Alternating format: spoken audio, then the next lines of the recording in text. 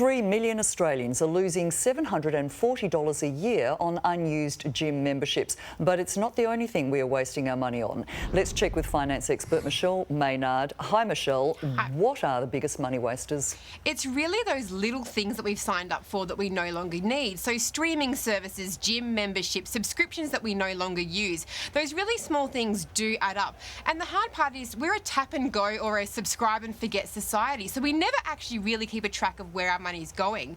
Add on top of that, I'm not sure the last time I checked my bank statement, and most of us don't do that anyway. So we aren't really across where our money's going. It's those really small set and forget things that are costing us big time, which means we're losing out. You're right, you do forget because you completely lose track of what you've signed up to.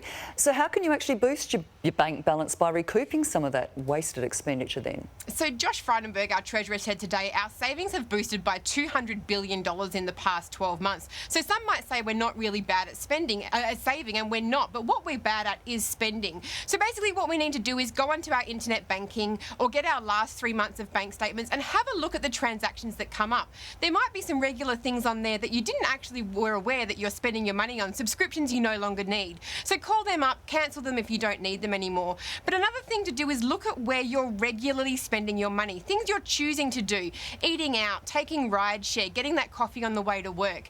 This isn't about not having fun or living your life. If you add up those things and it sits with your financial plan, fantastic. But if you add them up and it smacks you in the face that you might be spending a little bit too much, cut it down and make some more healthy financial choices. You've alluded to looking at your bank statements, and bank fees, they're a big one. What do we need to look out for there? Bank fees are a big one because lots of us have multiple accounts, and it's normally only the primary account that we don't incur bank fees on.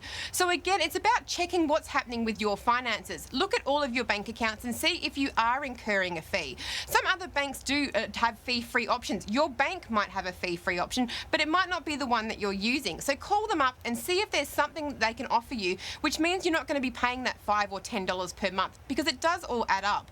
The other thing with our interest, a lot of banks have interest that is conditional on you putting money in or not withdrawing money out. Just make sure whatever account you're using, it's the one that's working for you. Inattention, that can also hurt us financially. How important is it to check bills for errors? So important. Inattention really does hurt us financially, and that can be in a multitude of ways. It could be accepting that insurance premium that comes, or not checking the suppliers that we're using. So by making those choices and looking at where we're actually spending our money, we are really going to be saving money because we're not going to be spending as much. Bills are a big one. The company isn't going to be checking they're charging us the right amount, or they're making sure the direct debit is happening. So look at the things, look at those emails, and just get across where our money is going. It really is small things that can be done, but $20 a week is $1,000 a year, and that would all be better in our pockets than someone else's. Indeed. As always, we appreciate the advice. Until next time, Michelle. Thanks, Mon.